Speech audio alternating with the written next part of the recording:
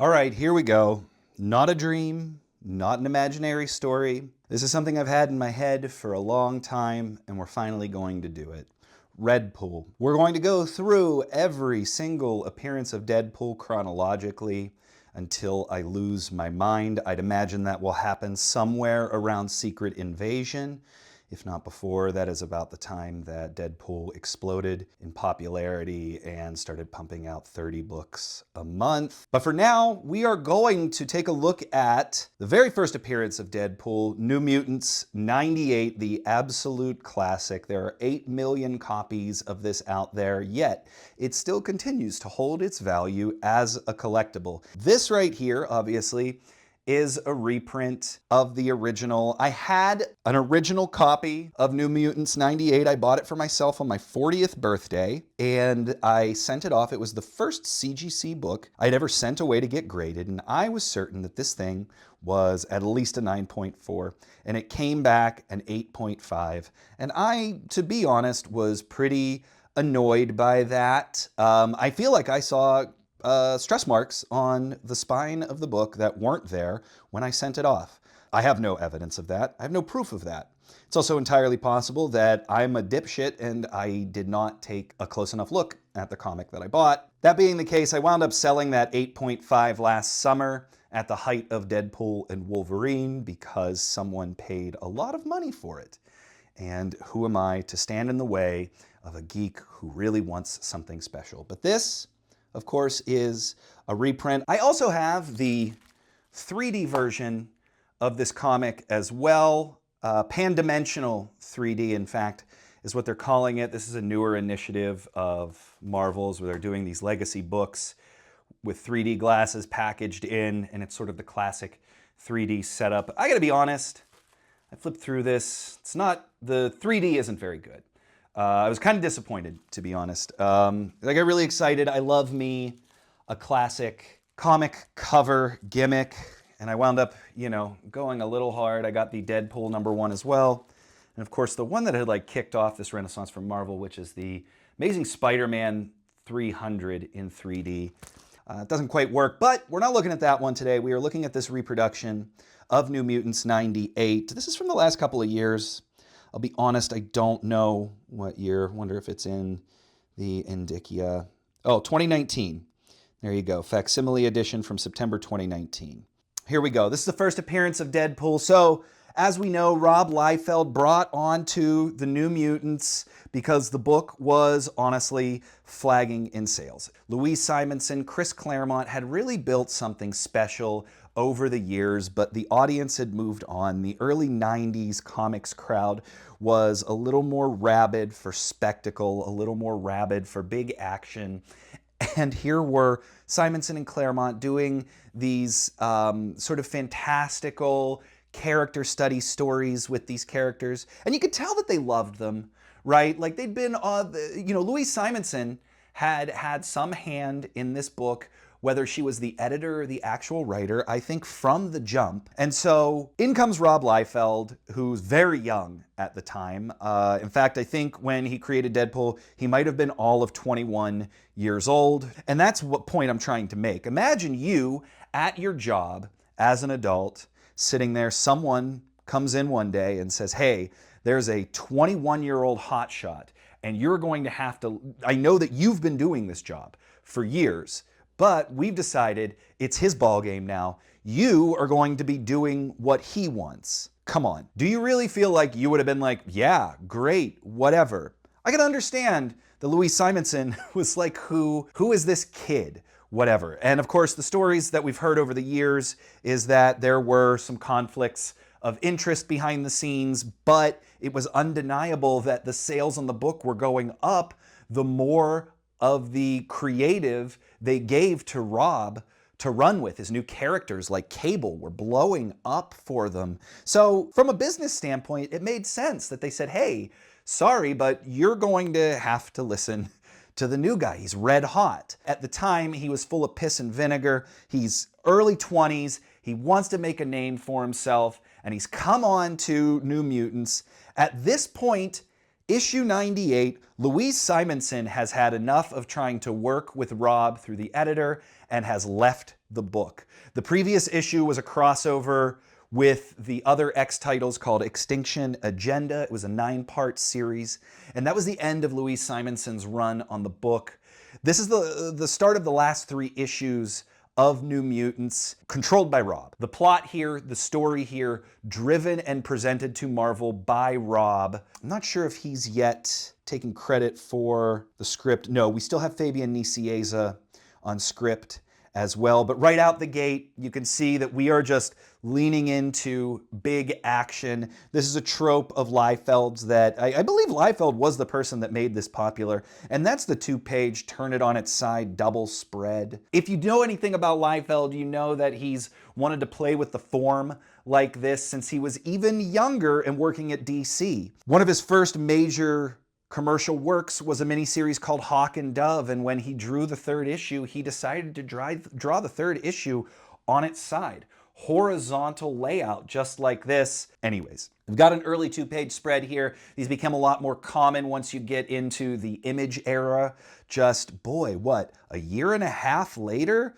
It's a really crazy run for Liefeld when you think about it in terms of timing, right? Like this is, I guess, February of 1991, and then by April of 1992, he's launching Youngblood. So really had a speed run through Marvel at the height of his powers before he bounced. But you can see here we've got Joe Rosen on letters, which is a really nice sort of transition. I loved Rosen's letters, very clean. You can see that, almost bubbly. And, you know, there's like an organic nature to all of these, like click, click, click, click, click, click, clicks. We got all going on here. But this is also a brand new character to the book. A lot of folks talk about this always being the first appearance of Deadpool, also first appearance of Gideon. Hey, where were you the first time you opened up a book and saw a man wearing a waistcoat with no shirt underneath? Also, where do you get a ponytail wrap that goes this high and is made of metal? Is that just a slinky?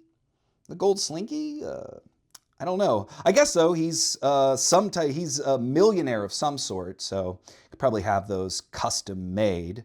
He's got the green hair flowing and, you know, just the world's widest taint. It's insane, this guy's taint. But we've got to show off who he is real fast because he's new to the book. So let's show him off beating the crap out of a bunch of robots. That's an easy way to show who this is. And people are talking about, oh, how great he is. And he's talking about how he loves money. And hey, take a note because I'm a rich guy doing things. And I got to show you that I'm doing rich guy things like having someone take a memo. Got all this going on here. Liefeld's also, I think, yeah, he's fully inking himself in this issue, which is pretty cool. I always liked seeing young Liefeld inking himself. Say what you want about his backgrounds. I do have a soft spot for the screen door backgrounds he used to do like this. And, you know, obviously way too many lines on the face here, but there's something about that always sung to me. It's also funny to think that this came out the same time as Mega Man 3. Boy, I mainlined this game when it came out. My brother got this for his birthday, his 6th birthday, I think, April of 91. And the fact that there were mystery boards after the main levels and it incorporated all of the Mega Man 2 bosses as well. It just felt like you were constantly discovering things in that game, and God, did we love it. Strength. Gideon's strengthiness here. And Gideon doing his Street Fighter 2 victory leap that he won. Do-do-do-do-do-do-do. And a different robot holding his little cape or his Elvis cowl or whatever. Not a cowl. I guess it's his robe. He's like, oh man, I really worked up a schwitz beating up those robots. I'm going to go take a shower. Talking about Emmanuel DaCosta. Hey, what does he know about Emmanuel DaCosta? What's going on there? I got some Rxns mentions, really just making him sound like, okay, this is a big money player in the world of Marvel, even though we haven't met him before today. And then we jump to another training scenario. Hey, it's Cable and Cannonball in the war room, or in the danger room rather. This is a time when the New Mutants had moved into what was left of the basement of the X Mansion. They'd been kind of like living in the guts of the mansion, which had been blown up a while back. And of course, the X-Men hadn't been based out of the mansion since 1987 real time. This is 91, so, you know, that location had been abandoned for a long time. This was the era of the world thinks the X-Men are dead, and also they are hanging out in the outback, and Chris Claremont's just doing the weirdest stuff month to month in Uncanny X-Men. And this is the beginning of them kind of reeling everything back in with the X-Men to create a sort of homogenized, licensable feel for the characters and their stories. Here we go. Check this out. Liefeld, you know, Liefeld is dynamic at this size. Just look at the excitement and the dynamicism on this page. Like, this pose is just crazy. This is insane. And like this pose too, you know, he really gets that Marvel method, or used to at least. His poses have become a lot more static, a lot more boring. He just draws a bunch of people standing around like he's drawing GQ covers. It's disappointing, because this was the Liefeld that I loved. Hey, why have someone standing there when you can have them screaming and flexing? Like, that's what Liefeld knew how to do really well. And I love this moment of Cannonball. You know, let's just ignore space differentiation and spatial relationships and what size the room is, right? Like, we don't need to worry about that in a Liefeld book. You will have a better time with any Liefeld work if you just imagine it all takes place in the weird milk room at the end of that Limp Bizkit video for what, End Together Now? Or whatever. That's where everything, this is more like what everything takes place in. More screen doors in the background here with Cable. I really liked thinning hairline Cable, and not just as a man with a thinning hairline.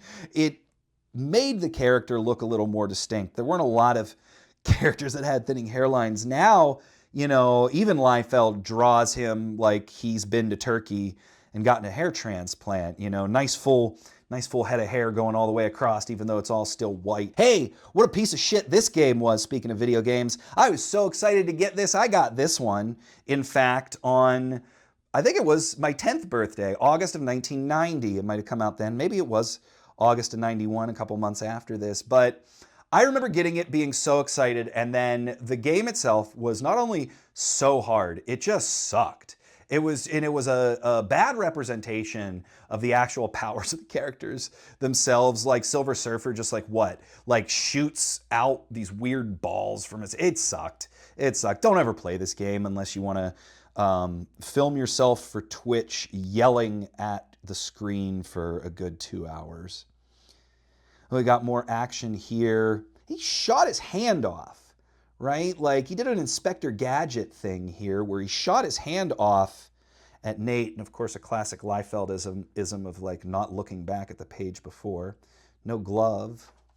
And then the arm is back complete, and he has a glove on again. And hey, you gotta be tough. You know, Warlock died last issue. We've got to be ready to protect ourselves from predators. We're not soldiers, sir. We're a family. If life were a picnic, you'd be a family. Life is war. You're soldiers. You'd do well to start accepting that fact. Yeah, man. All right. And then we cut to the screen door city of Brasilia, Brazil. Senor da Costa and his sexy, I don't know, was that his admin assistant? Who did he let bring a drink into her? Because she's like totally chill about it, right? This is how Roberto da Costa's dad dies. We just watch it over these. And you know what? For static action panels, I really like Liefeld's work here again. You know, I've said this before, but the sort of thin line version of Rob where he just like over renders things like this scratchy. This is what I loved about his work, you know, like that little detail added to the panels so that, you know, it makes this look less insane. This is an insane photo. So is this. All three of these shots are insane, and let me tell you why. Go look in the mirror. Look head on, just like this, and then try to drink something, but make sure that you can see your top teeth and your bottom teeth when you do it. Take a photo of yourself and then look at this panel and tell me that that is not an absolutely ridiculous image of this character. And you know what? We've been yapping here for a while. And this is the thing. You don't see Deadpool right away in his first appearance. He comes in over halfway through the book. Look, we are at the Staples, and this is the inciting incident right here, but not before we get a classic Rob Liefeld, Bart Simpson. Boy, that's something I want to see. I want to see a Simpsons comics and stories story. Give me a Radioactive Man story by Rob Liefeld. That's something I want to see. Give me Radioactive Man versus Bartman. 6 issues of that by Rob Liefeld. I'd pay $300 for the special edition of that one right there. Someone get Matt Groening on the phone. Richter really fed up with Cable at this point too. He's gonna leave the New Mutants by the end of this issue. He's also really upset because I mentioned before, last issue was a crossover called the Extinction Agenda. I hope I said Extinction Agenda earlier. I'm worried I said Executioner Song or something. But it was called the Extinction Agenda. All of the mutants were rounded up, taken to Genosha for to stand trial for crimes that had happened in an Uncanny X-Men story like, like 4 years before. Claremont was a long-term storyteller at this time. But during that storyline, we lost Warlock. Rain, who was a member of the New Mutants, was kidnapped and went through a mutate process that screwed up her ability to go from human to werewolf and back. But Rain, at the end of Extinction Agenda, decided that she was going to stay in Genosha and help people rebuild because she did also feel like a freak. She couldn't change back to a human. But the short story is Rain left the group. Richter's mad about it. Richter's also mad that Cable's not focusing on going back for her. He's just talking about, Cable's never going to let you go get her. I'm gonna find a way to help Rain. I'm not going to let her stay in Genosha. I was never going to ask his permission. What do I do now? Scoping out the sitch. Why am I talking to myself? I don't know. But I do love the glasses and the little button nose on Boom Boom here. Cut to the library. How big are these books? What is the spatial relationship here? This is a room full of, I own the IDW Todd McFarlane Spider-Man Artists Edition book, where the pages, this book is insane. I think it comes up to my hip. And so this is theoretically a library full of books that are 2.5 feet tall. Spatial awareness is not something that Rob Liefeld is ever concerned with. Why? Because he's looking at books. He turns slightly to the left, so it's maybe that hallway or that bookshelf. Something blows backwards out of it. What just bwompoom? I wish that's the noise that Deadpool made every time he walked into a room. Bwompoom! Do you have any chimichangas, gang? But there it is. This right here is our first taste of Deadpool, an absolutely classic Rob Liefeld pose. And I really commend the reproduction, this facsimile book, because I believe the original version, the coloring isn't as good.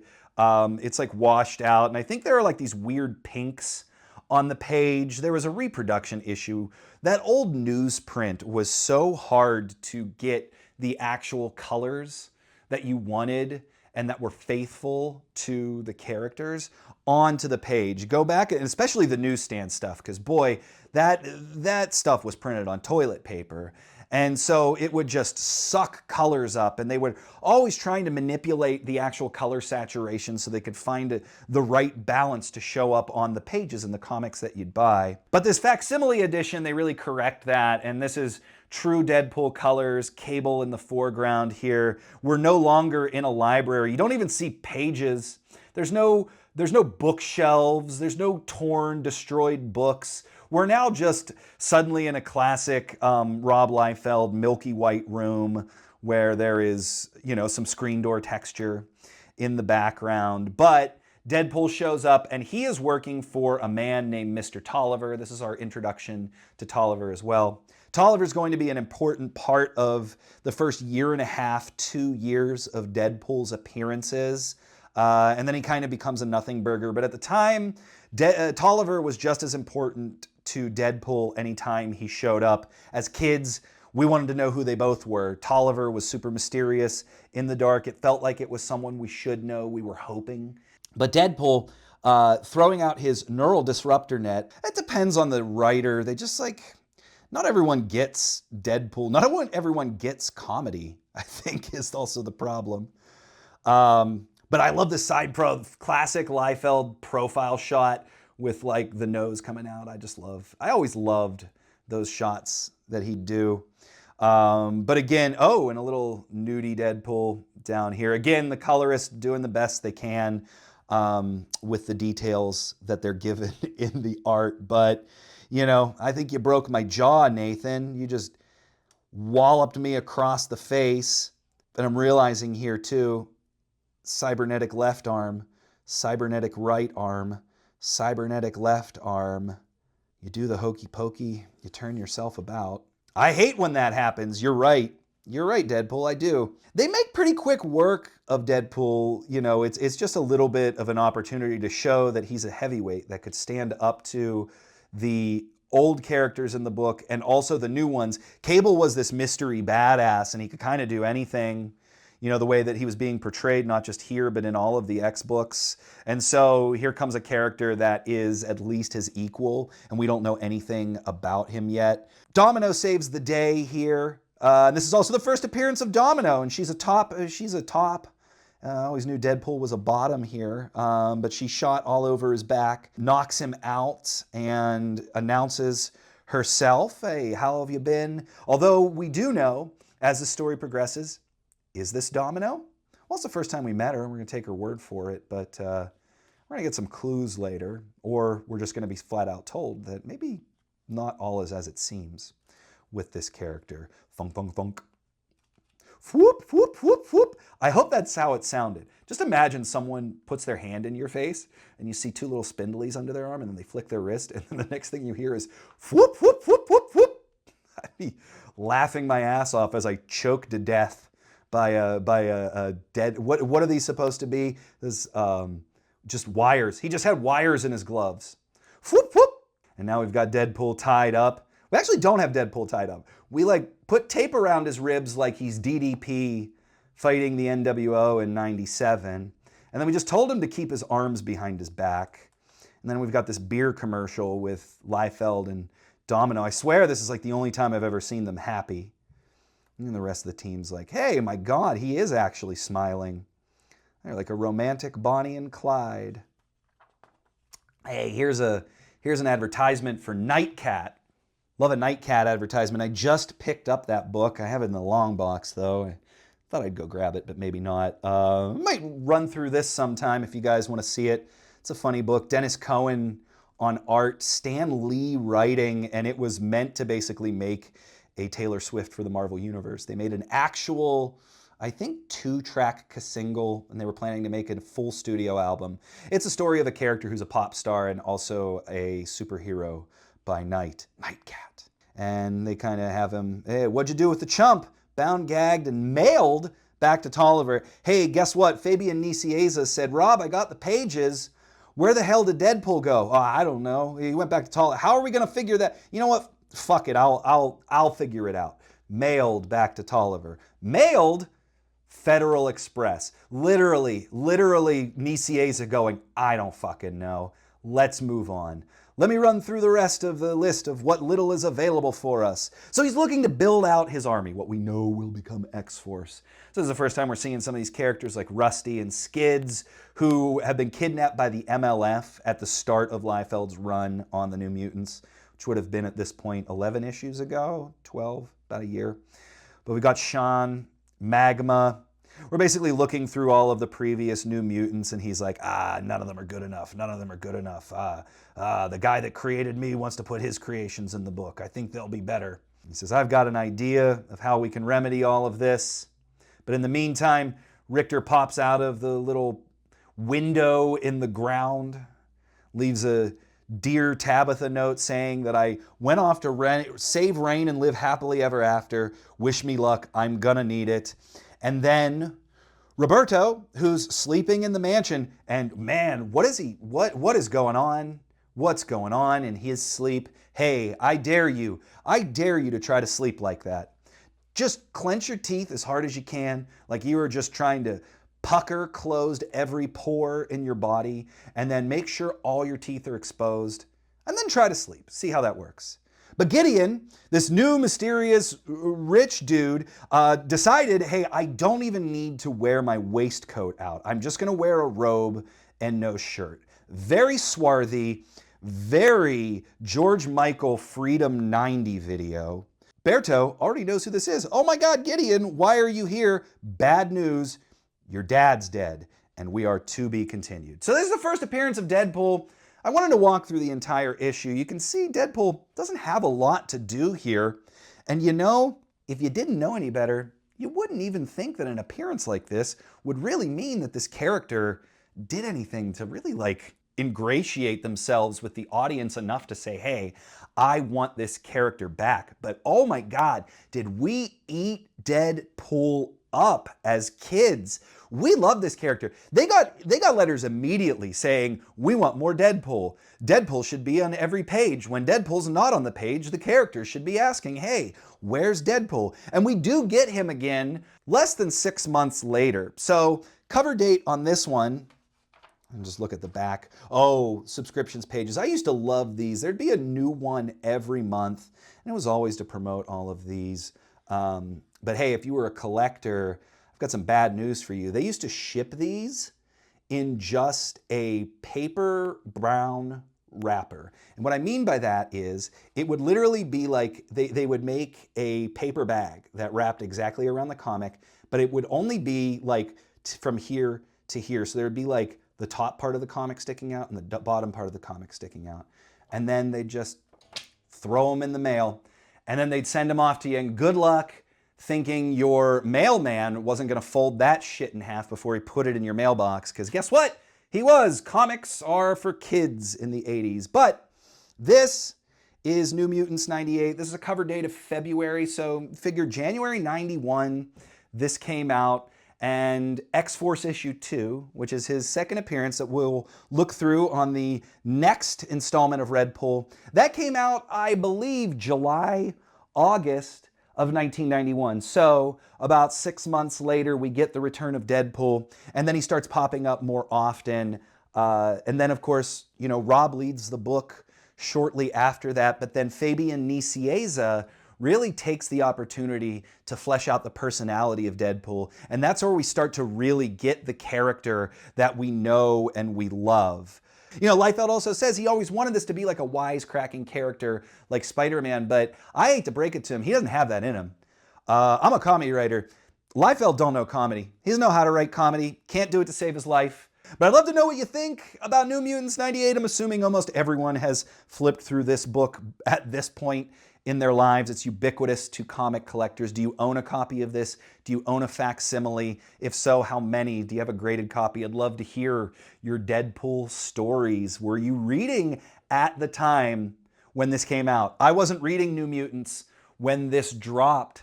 I picked up X-Force #2 off the newsstand. That was my first introduction to Deadpool, and we'll talk about that next time. But I'd love to know what you thought when you pulled this off the rack, if you did. Who's this character? What do you think of him? What did you think of him then? Sound off in the comments, and we'll keep doing this. Let's see how far into Deadpool's run we can get. Yeah, we'll see you next time.